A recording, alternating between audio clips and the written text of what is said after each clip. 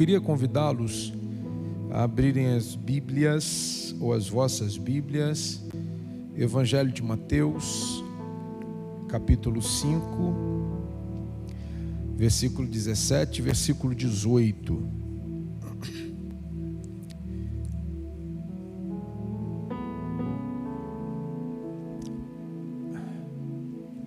Eu vou começar algo que eu não vou conseguir concluir.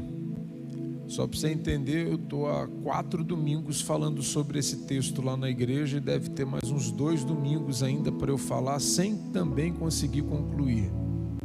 Mas eu acredito que seja bem relevante e sirva para nós de alguma maneira para que possamos nos portar e nos comportar em Deus. Quem achou, diga amém. Vamos lá. Vamos ler aqui, porque aí cada um tem uma tradução e aí fica bem complexo às vezes o entendimento. Vamos lá no 3. 3.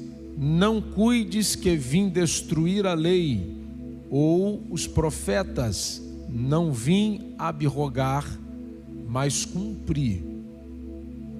Pode ler esse aí.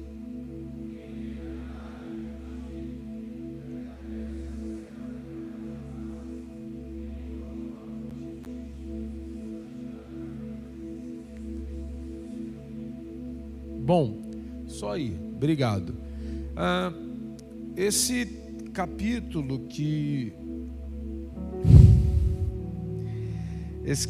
5, na verdade, ele é o cumprimento de uma profecia liberada por Moisés no capítulo 18 de Deuteronômio, quando eles estão prestes a possuir a terra. Esta terra é uma terra tomada por costumes, uma terra tomada por outros povos, e eles vão conquistar o território.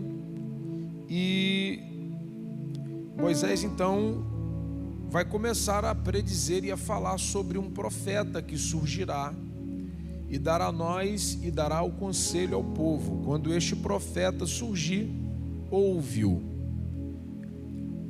Aqui está o capítulo 5, que é o famoso Sermão da Montanha. Esse Sermão da Montanha, ele é extensivo ao capítulo 6 e ao capítulo de número 7.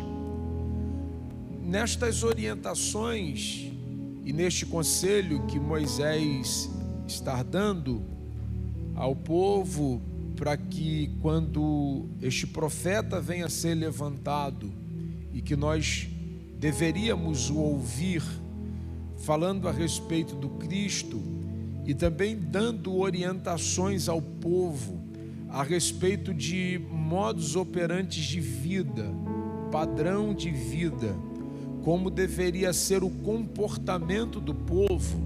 No capítulo 18 ele vai falar sobre a entrada da terra e vai falar acerca de como nós deveríamos nos portar, como nós deveríamos nos comportar quando tomássemos posse daquilo que Deus haveria de nos entregar.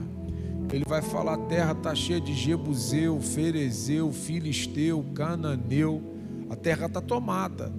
Essa terra que está tomada, eles adoram a deuses pagãos, consultam aos mortos, têm práticas de vidas horrendas e horríveis.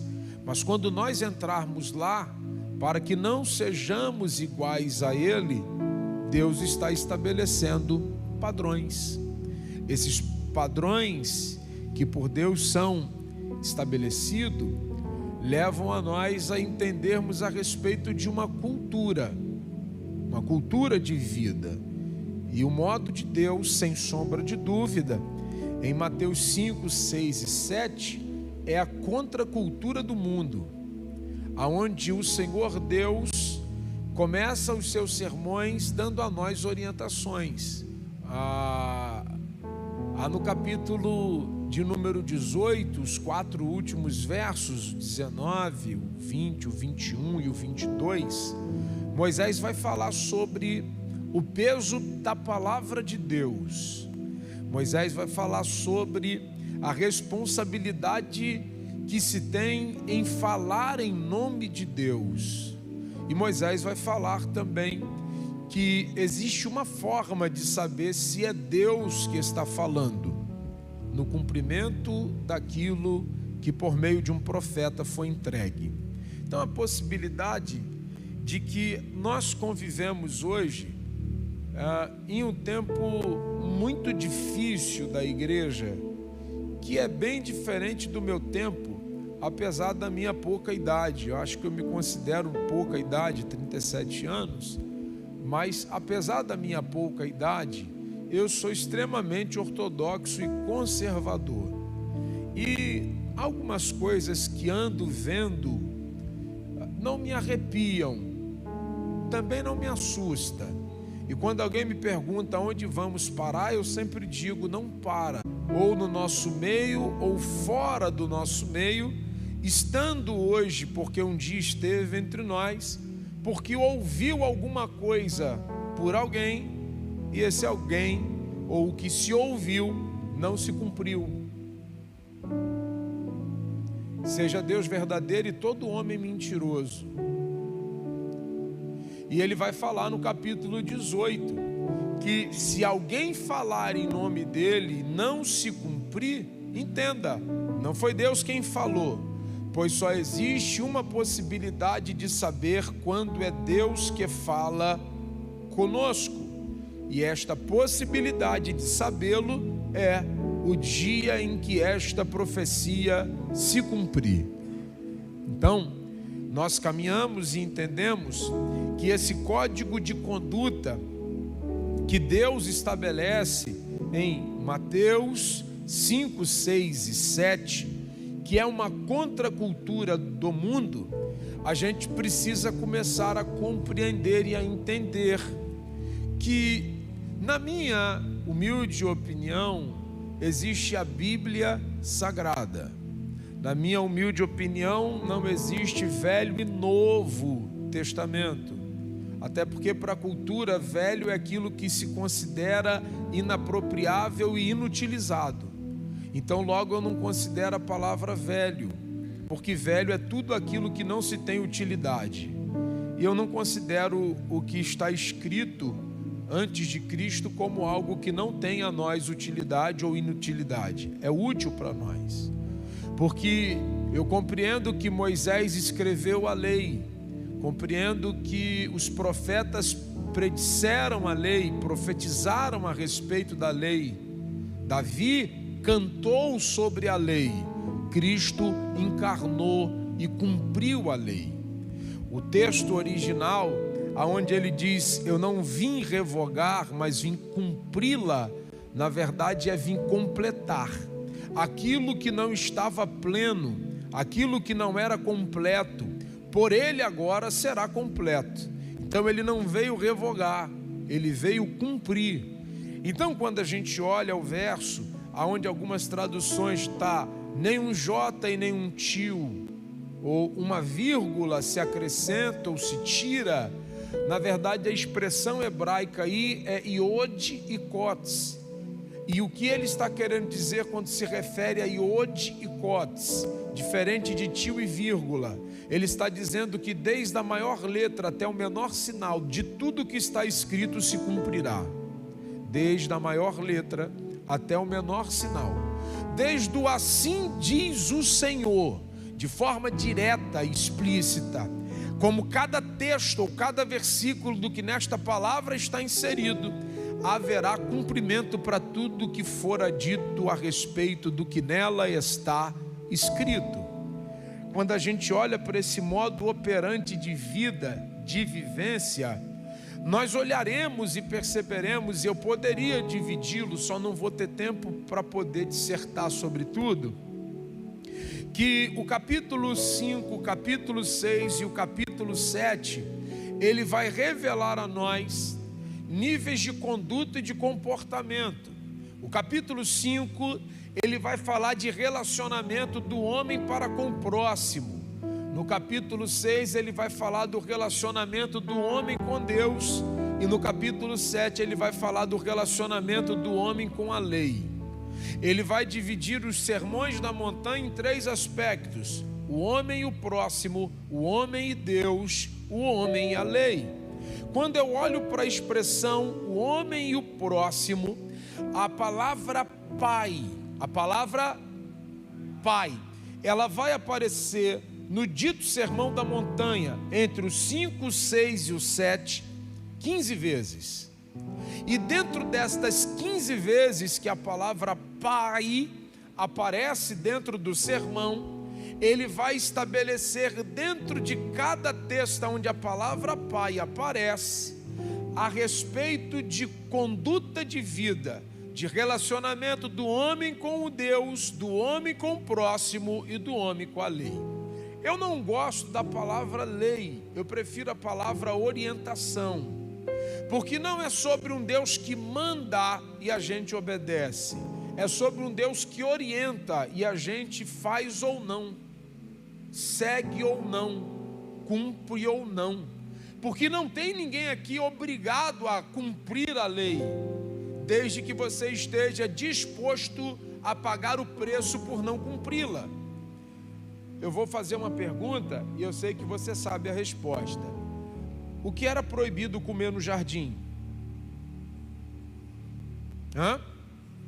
Me ajuda, vou perguntar, você responde. O que era proibido comer no jardim? A árvore da vida, o fruto da árvore da ciência, do bem e do mal, do conhecimento? Então, não era proibido, era orientado. Se fosse proibido, Adão não teria comido, Eva não teria tocado. Deus é soberano, Deus tem todo o poder. Se Deus diz não faz, tu acha que alguém vai fazer? Se Deus diz está proibido de fazer, você acha que esse alguém vai ser audacioso e conseguir fazer? Não existe proibição. Por isso que algumas pessoas têm dificuldade de caminhar entre nós. Elas dizem que não são crentes em Jesus Cristo porque a igreja proíbe tudo. A igreja não proíbe nada, a igreja orienta a não fazer. A orientação, sem sombra de dúvida, ela é a chave para uma vida bem-sucedida. A orientação, sem sombra de dúvida, é o passaporte para uma vida feliz. Não vou ter tempo, sem sombra de dúvida, para lhe explicar. Obrigado. Sobre a palavra bem-aventurado, porque o texto aqui de Mateus 5, ele começa falando para nós sobre bem-aventurança, e essa bem-aventurança, ou a palavra bem-aventurado, numa explicação talvez simples, ela é feliz. Bem-aventurado quer dizer feliz. Mas na verdade a palavra bem-aventurado é aquele que é guiado e conduzido por Deus, caminha em direção à felicidade. Aquele que é guiado e conduzido por Deus caminha em direção à felicidade. Ou, resumindo, em suma, aquele que é guiado por Deus será feliz. Opa! Aqui a gente poderia parar e começar a pensar. Pensar no quê? Por exemplo, a palavra bem-aventurado, não sei se meu amigo ali consegue me ajudar. Eu vou citar textos aqui, se ele consegue de forma rápida achar. Ele vai falar que a palavra bem-aventurado ou feliz é aquele que guiado por Deus ou aquele que será feliz por ser conduzido e guiado por Deus, é a mesma palavra do Salmo 1. Você consegue colocar para mim aí, profeta? Salmo 1, verso 1. Quando nós olhamos para o texto e entendemos a questão da bem-aventurança, aqui a gente já começa a compreender princípios. Por exemplo, enquanto ele coloca aí, deixa aí para mim, por favor. Depois, se você quiser deixar outro texto engatilhado, é Salmo 32, 1. Depois é Salmo 112, 1. Segura aí, não precisa colocar, deixa só esse aqui para mim por enquanto. Quando a gente começa a falar sobre orientações e pensar no aspecto dos mandamentos, Acredito que haja na sua ideia compreensão. Alguém lembra de um mandamento? Lembra de algum? Poderia me citar? Esse é o resumo de todas as coisas. Amar a Deus sobre todas as coisas e ao próximo como a ti. Isso aí foi o que Jesus está dizendo a nível de cumprimento, como alguém que completa. Mas a relação que Moisés dá dos 10, alguém lembra de um? Não roubará, não matarás, não cobiçarás. Bom, o não. Esse não aqui também é bem complicado, porque a gente não gosta de ouvir não. Esses nãos aqui também não são de proibições. Esses não aqui são de advertência. Até porque não cobiça, a gente cobiça. Não minta, tem gente que mente. Não roube, tem gente que rouba. Não adultere, tem gente que adultera. Então o não também não é de proibição ou de negação. O não aqui é de advertência. Não faça. E por que não faça? Porque a minha ideia de você não fazer é te livrar da consequência que você vai ter por conta de não me obedecer. E aí Paulo em Romanos 7, a partir do 12, 13, no 14, ele dá um insumo e resumo do que seria 4 aspectos das orientações, ou 4 aspectos da lei. Bom, primeiro ele vai dizer assim, não há problema na lei. Não há problema na lei. O problema está em eu não conseguir cumpri-la. Então o problema não está no que Deus me orienta. O problema está é que eu não consigo seguir suas orientações. E aí Paulo vai destacar 4 aspectos. Ele vai falar, ela é boa, ela é justa, ela é santa, ela é espiritual. Então quais são os aspectos da lei? Boa, santa, justa e espiritual. Então Paulo está dizendo para mim o seguinte, olha, todo aquele que se envolve com a palavra de Deus desenvolverá bondade, justiça, santidade e espiritualidade. Então aqui está o retrato da sociedade. Por que não há bondade, justiça, espiritualidade e santidade em nós? Porque não há envolvimento em nós com a palavra de Deus. Que o dia que nós nos envolvermos com ela, desenvolveremos bondade, justiça, santidade e espiritualidade. Por isso que na maioria das vezes nossas decisões são carnais e não espirituais, porque não estamos ligados à palavra como deveria, para vivermos de fato uma vida em Deus e espiritual.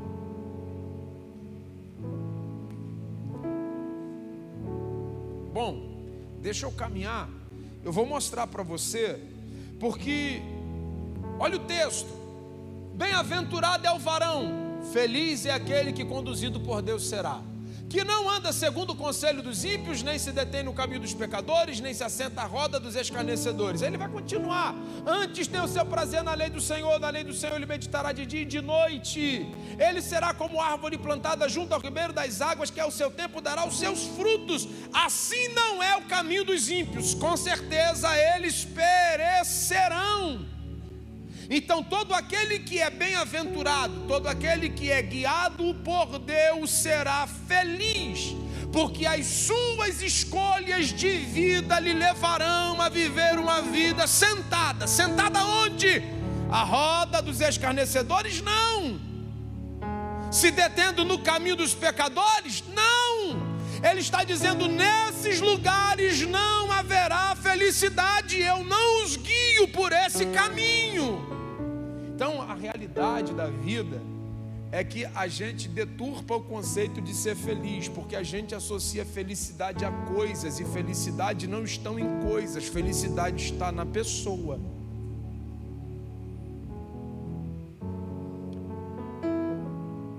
Ser feliz e estar feliz são coisas totalmente distintas. Estar é um estado. Eu posso estar feliz agora por algo bom que eu possa ter conquistado. Eu posso estar feliz agora por uma oportunidade que me deram. Eu posso estar feliz agora porque Deus me abriu uma porta. Posso estar feliz porque um sonho se realizou. Mas isso não é pleno, porque felicidade só está naquele que é guiado por Deus, aquele que vive em Deus. Poxa, vamos lá, é fácil entender. Quantas coisas você tem hoje que antes você não teria e atribuía que você não era feliz por não tê-las, e agora, tendo, descobriu que elas não te satisfazem?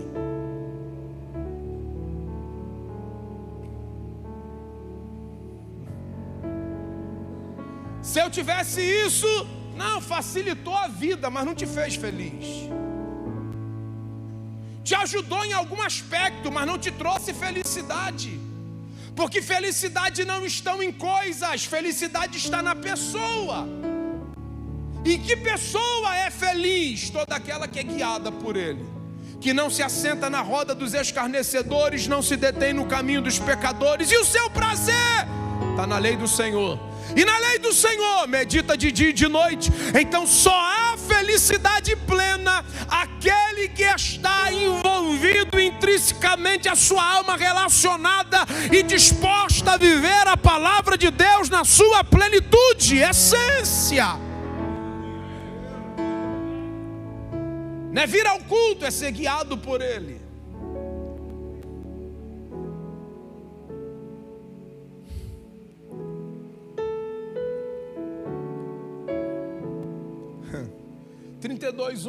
do Salmo.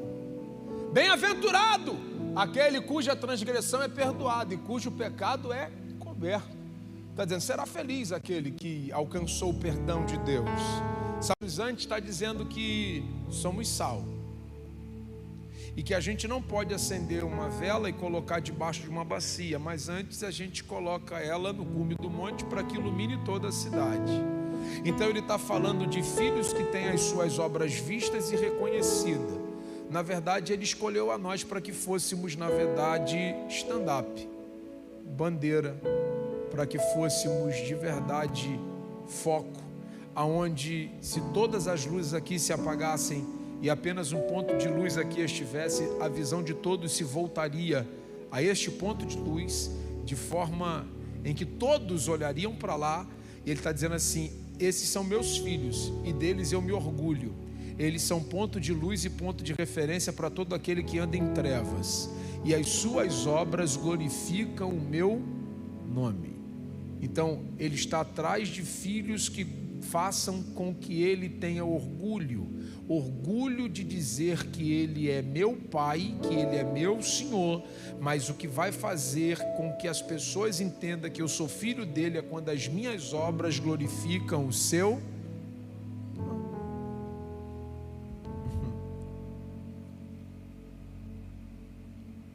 Poxa, quando eu começo a compreender e a entender que Deus está a fim que as minhas obras glorifiquem o seu,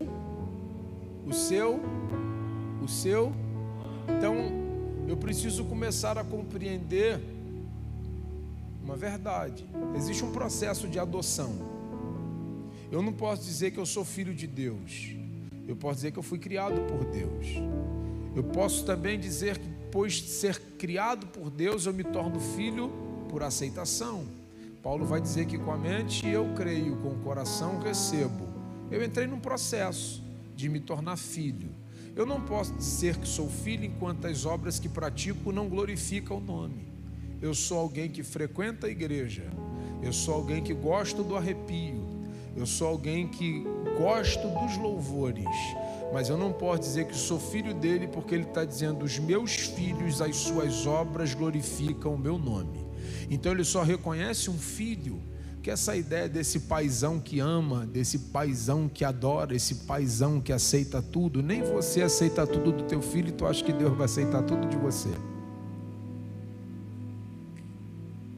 Não, mas ele compreende.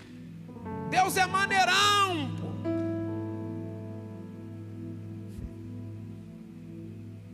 Então aqui é um código de conduta, de padrão de vida, aonde a graça eleva e muito o padrão. E tem muita gente se enganando com a graça. Tem muita gente se enganando com a tal graça. A graça que não me muda, essa graça não me salva. Deixa eu te mostrar alguns textos aqui dentro do capítulo 5 para falar do relacionamento com o próximo. Não sei se você está com a Bíblia aberta aí, mas eu queria que você abrisse, por favor. 5, 23 e 24. 23 e 24. Dá uma olhada aí. Está escrito o quê?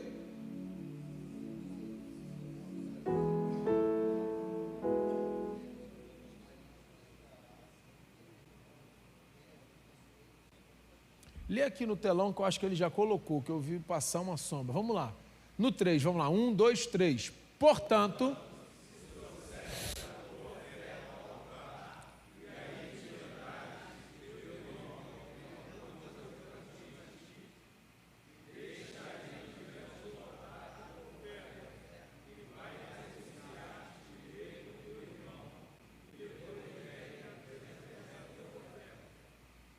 você compreende isso aqui ou não?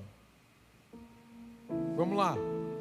Acerca do relacionamento com o próximo, porque o 5 trata sempre da boa conduta. Deixa eu te mostrar quando a palavra pai aparece aqui pela segunda vez no capítulo 5. Dá uma olhada aí no capítulo 5, verso 48.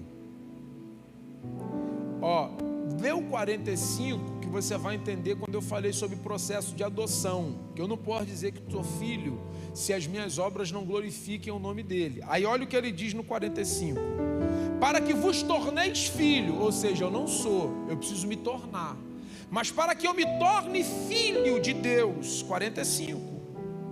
Ou filho do vosso Pai que está no céu, porque ele fez nascer o seu sol sobre meus bons e fez chover sobre justos e Agora olha o 48 e você vai ver como é que ele eleva o padrão. Vamos lá, 48.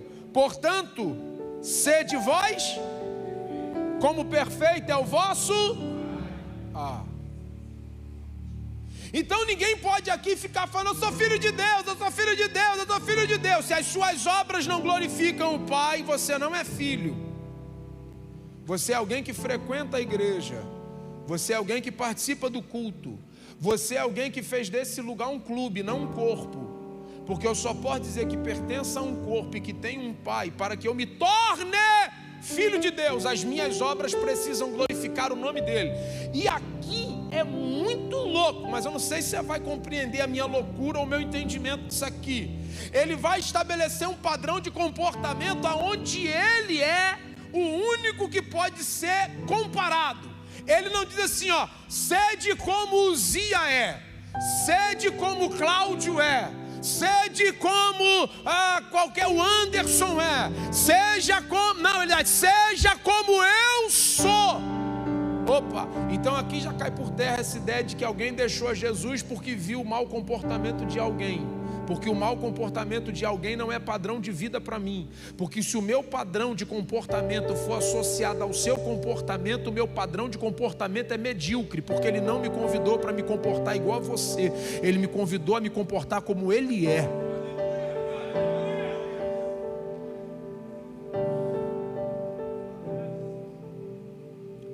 Para com essa ideia. Eu não estou, ou eu larguei, ou eu fui embora por causa do mau testemunho do fulano, por causa do mau testemunho do cicrano. Não, você largou, ou você deixou de ser, ou está com vontade de ir porque tu não bancou o nível de comportamento padrão estabelecido por ele.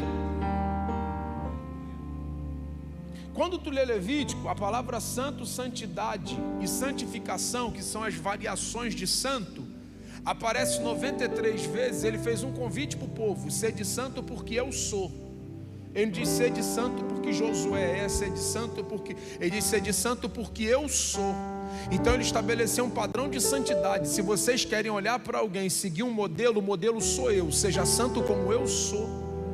Então essa ideia de que eu larguei, não, você largou porque tu nunca teve encontro com Jesus, tu largou porque tu nunca quis ser filho, porque ele nunca olhou ou nunca pediu para que eu olhasse para alguém na minha lateral. Ele sempre pediu para que eu olhasse para ele. Ele é o meu modelo, ele é o meu padrão. Mas para que eu me torne filho dele, eu preciso me comportar como ele. Se comporta. Eu sei que fica difícil para dar glória, mas vou falar. Então a gente está vivendo hoje um tempo muito difícil. Você quer ver como é que é tão difícil? Olha o que ele vai falar aqui. Vai doer o que eu vou te falar, mas eu preciso te falar. Acerca de relacionamento com o próximo, no Sermão da Montanha, ele eleva o próximo e coloca o próximo maior do que o culto. Ele está dizendo para mim o seguinte: olha, no meu padrão, o próximo é mais importante que o culto. Porque se tu vier ao culto para entregar a tua oferta e lembrar que tem alguma coisa contra o teu irmão, deixa a oferta, volta até lá e se conserta com ele, e depois volta para me entregar. Ah, tu não entendeu não. O texto coloca o irmão primeiro que a oferta, ou antes que a oferta, mostrando que a preferência de Deus é em manter pessoas aqui dentro mais do que entregar alguma coisa aqui dentro. Tem gente muito boa de entrega, mas muito ruim de relacionamento. Diga primeiro irmão. Diga primeiro irmão. Diga mais forte: primeira comunhão, depois a oferta, depois o culto. Tem gente muito boa de culto, mas muito ruim de comunhão. Tem gente muito boa de culto, mas muito ruim de relacionamento. Tem gente muito boa de entrega, mas ele antes da entrega quer que você tenha relacionamento com o próximo, e ele eleva o padrão de relacionamento com o próximo. E nessa elevação de comportamento, aqui eu preciso começar a entender, quando invertido a ideia, colocamos a oferta na frente do culto, nosso culto é como o de Caim. Quer ouvir? Diga amém. Caim estava tão preocupado com a oferta que, esquecendo da oferta, matou o irmão. Tem gente tão preocupado com a entrega, esquecendo da comunhão, que está matando gente que caminha entre a gente, achando que é melhor do que alguém só porque entrega alguma coisa.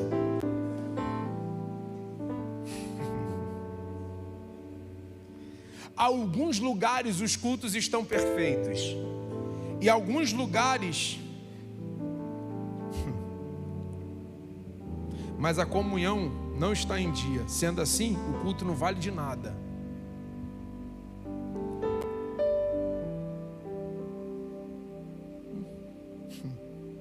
Meu Deus, me ajuda.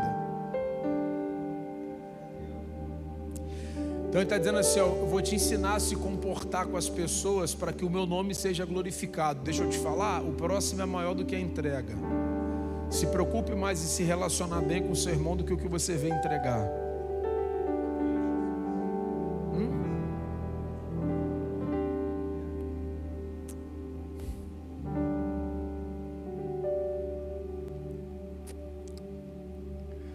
Olha o que ele vai dizer no 22. Eu vou te ajudar. Eu, porém, vos digo que todo aquele que sem motivo se irá contra o seu irmão será réu do... Ao que chamar seu irmão inútil será réu do tribunal. E a quem lhe chamar tolo será réu do fogo do...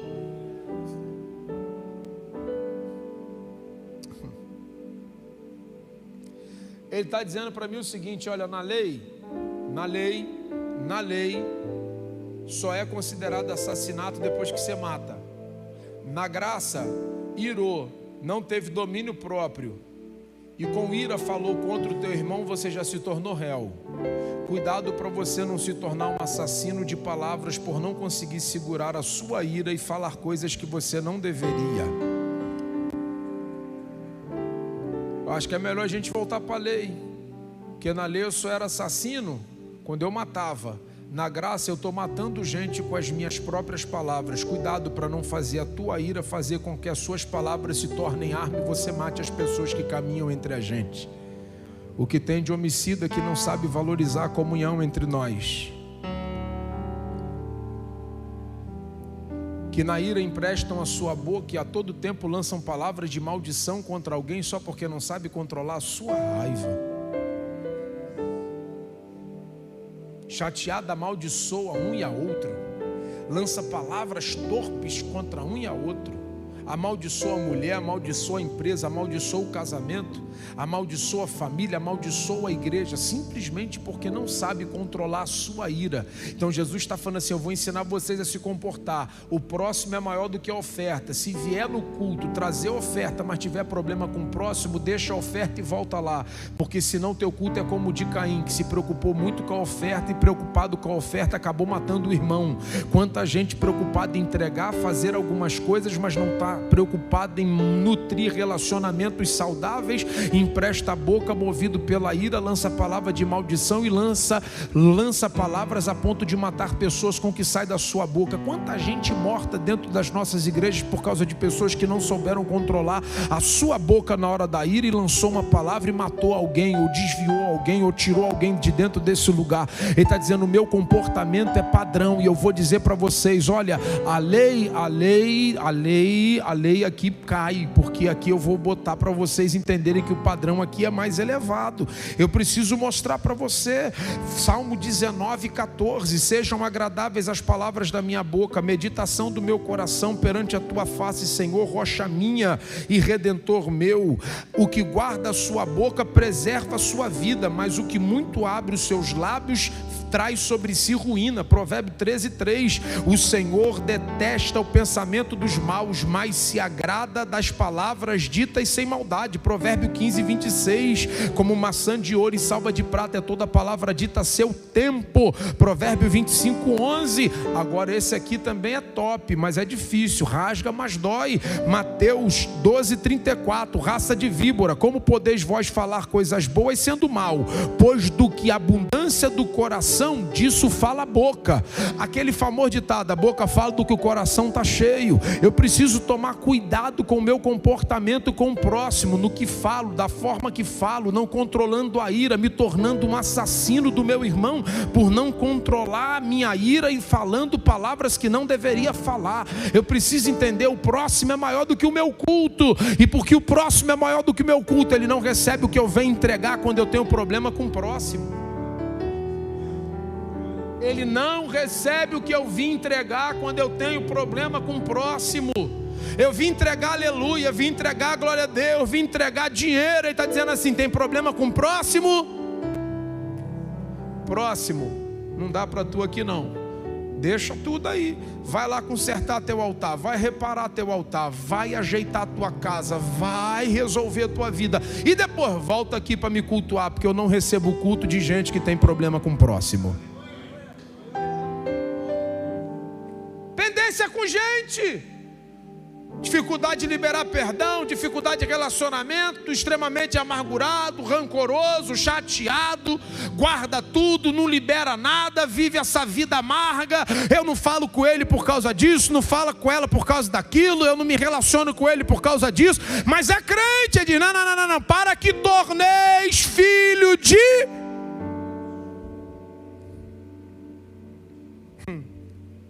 Vou falar, você não quer ouvir? Eu vou falar.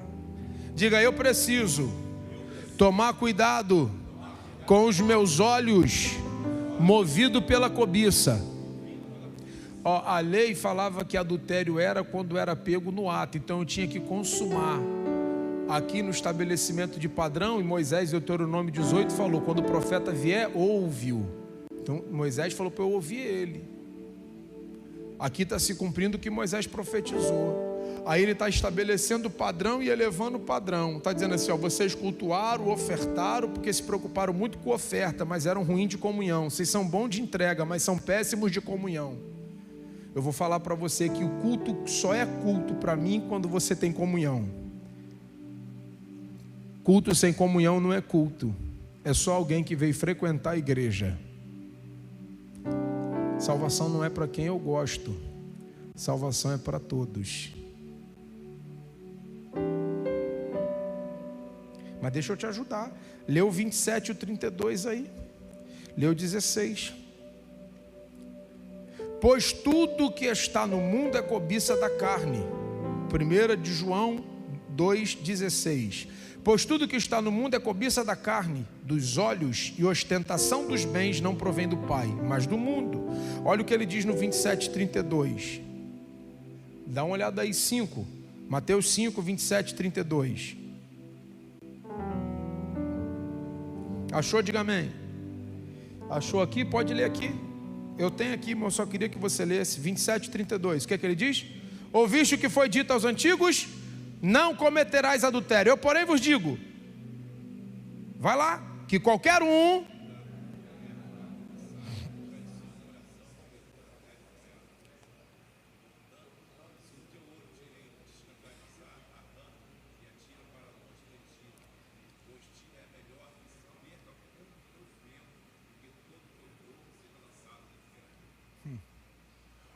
olha a graça que o pessoal está se embananando. Para que eu não me torne um adulto de motivação na espera de cumprir o ato. Opa, quer que eu repita? Para que eu não me torne um adúltero de motivação. Qual é o adúltero de motivação? O que cobiça, o que olha. E ele diz, o que olhou cometeu adultério. Adultério porque quando ele olhou, cobiçou, ele é um adúltero de motivação. E todo adúltero de motivação vive na espreita da oportunidade de cometer o ato.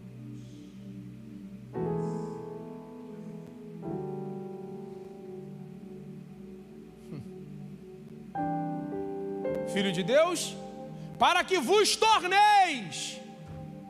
Aí se resume o que está escrito. Paulo em Romanos, que a lei é boa, é justa, é santa e é espiritual. E aí esse mesmo Paulo vai falar para nós que ele não veio revogar, mas cumprir.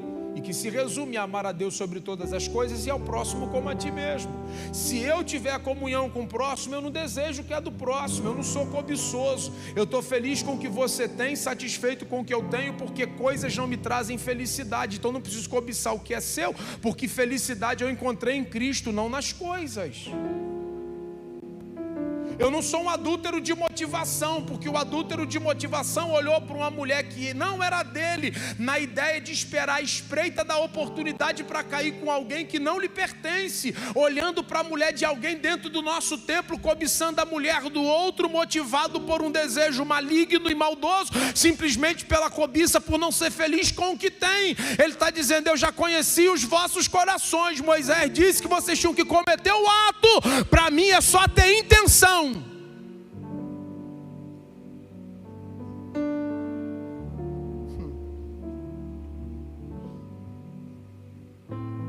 Rapaz, estou precisando ser adotado.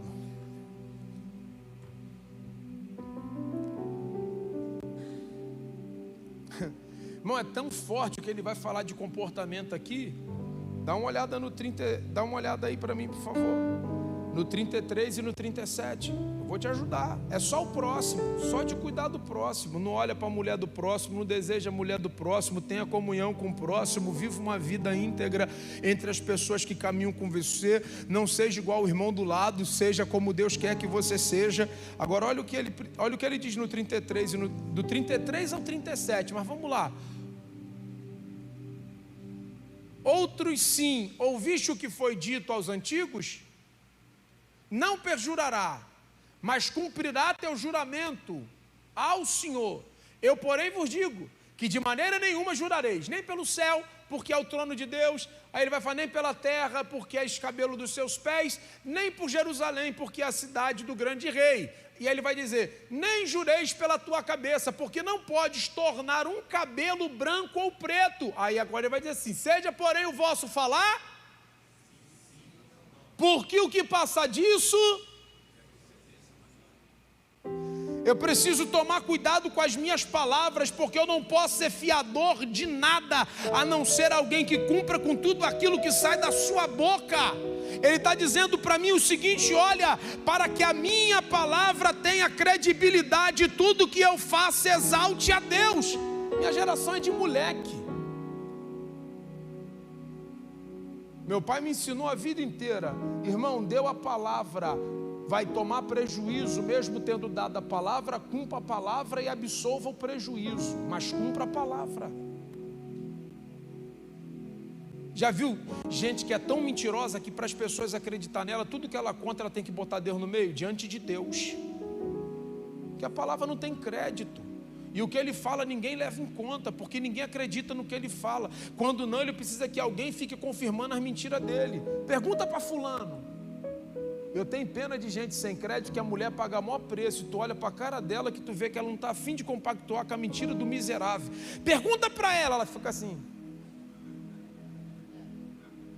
Parece até aqueles cachorrinhos que ficavam no painel do carro. Ela não sabe outro movimento, ela só fica assim o tempo inteiro. Isso aqui é forte. Eu preciso tomar cuidado com o meu desejo de vingança. Eu preciso, para que eu não me torne tão mal quanto quem me feriu. Eu preciso tomar cuidado com o meu desejo de vingança para que eu não me torne tão mal quanto quem me feriu. Dá uma olhada aí no 38 e 48. Eu tenho aqui. Ouviste o que foi dito? Olho por olho, dente por dente. Eu, porém, vos digo que não resistais ao mal, mas se querer te bater na face direita, oferece-lhe também a... Ou quem quiser pleitear contigo e tirar-te a tua túnica, larga-lhe também a... E se qualquer te obrigar a caminhar uma milha, vá com ele. Dá a quem te pedir, não te desvie daqueles que quiserem tomar emprestado de ti. Irmão, deixa eu falar isso aqui porque eu queria ver se você entendeu isso aqui de verdade.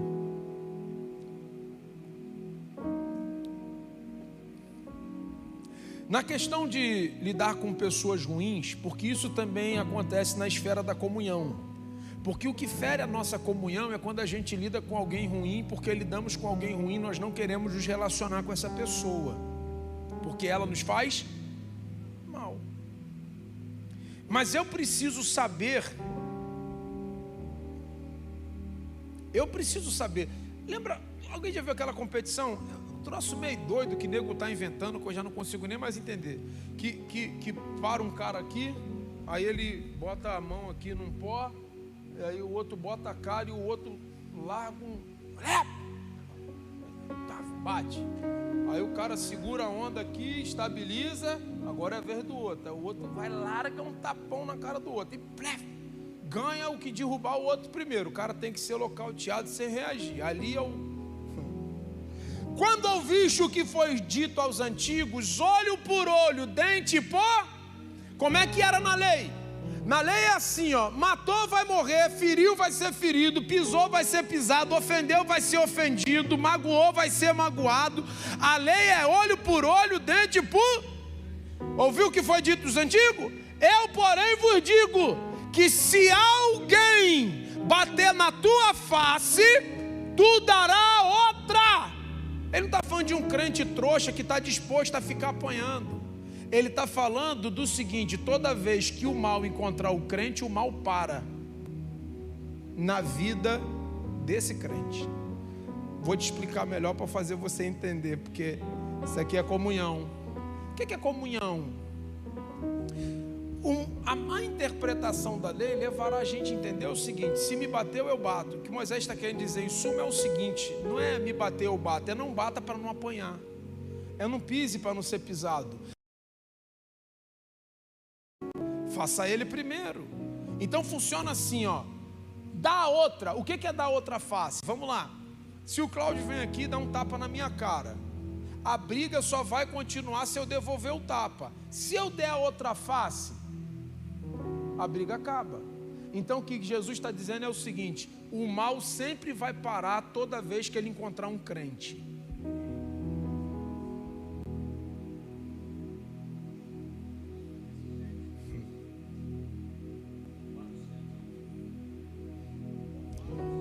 Na lei, mal ou bem, o que o outro me fez me dava direito de fazer. Jesus veio mostrar em Cristo que todo cristão não dá continuidade ao mal. E a proposta certa do fluir do mal não importa quem começou a confusão, importa em quem ela vai terminar. Vou repetir: não importa quem começou a confusão, importa é saber em quem ela vai terminar. Não importa quem começou a confusão, importa em saber em quem ela vai terminar. Se alguém me feriu e se alguém me machucou e eu não estiver disposto a ferir mais ninguém e a machucar mais ninguém, o mal vai parar toda vez que ele encontrar com um crente. Porque de mim não vai passar. E eu não vou dar continuidade ao que isso está acontecendo. Ele não se vinga, não devolve o mal que recebeu. Pelo contrário, vence o mal com o bem. E se possível, faz mais do que foi exigido. Anda uma milha a mais, entrega também uma capa, e a resposta do mal é que lhe foi oferecido promover o bem. É a melhor escolha de todo crente. Viu a história de uma vizinha nova de bairro? Uma vizinha nova de bairro. Eu vou terminar aqui. Ela, muito amável, muito amorosa, conquistava as vizinhas. E uma vizinha bem antiga do bairro começou a ter ciúme dela porque ela era sempre muito solícita, muito cordial, muito amiga. E logo conquistou o coração da vizinha, das vizinhas. Essa vizinha, muito chateada com o que a vizinha estava lhe proporcionando a respeito de comunhão, juntou esterco e fezes e colocou numa caixa, embrulhou em forma de presente e entregou para essa vizinha. Essa vizinha recebeu a caixa, de maneira nenhuma retrucou. Meses depois ela bate na porta da vizinha que lhe deu uma caixa de esterco de presente, com rosas na mão, e entrega rosas a quem lhe deu esterco. A vizinha disse: eu não posso receber o seu presente. Ela disse: não, mas eu vim aqui lhe presentear. Eu queria que você recebesse essas rosas. Ela disse: você recebeu o meu presente? Ela: sim, recebi seu presente. Você viu o que eu lhe dei? Ela: sim, viu o que lhe deu, o que me deu. Na verdade, o que você me deu era fruto de oração. Por ser nova no bairro, eu não sabia onde eu poderia conseguir esterco para o meu jardim. E quando você me deu o esterco, eu entendi que era a resposta das minhas orações, a despeito do que eu queria cultivar. Plantei um jardim e dos estercos que você me deu brotaram essas rosas e eu decidi vir aqui lhe presentear. Quando alguém encontra alguém disposto a transformar esterco em jardim, cultivar rosas e entregar a quem lhe deu bosta, você só vai resumir a quem lhe entregou a bosta que cada um dá o que tem.